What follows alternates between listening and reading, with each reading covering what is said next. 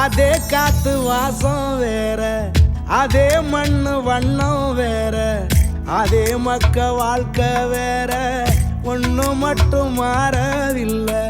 மத்த நாட்டு சுவையெல்லாமே ஒத்த வேலை உடைய போல, சுத்தமான நம்மூர் சுவையோ ஆத்தா தந்த உசுர போல.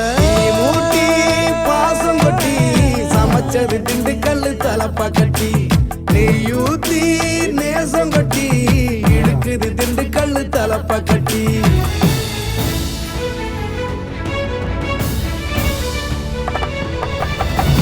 மூட்டி பாசம் கொட்டி சமைச்சது திண்டுக்கல்லு தலப்பா கட்டி, நெய்யூத்தி நேசம் கொட்டி படைச்சது திண்டுக்கல்லு தலப்பா கட்டி.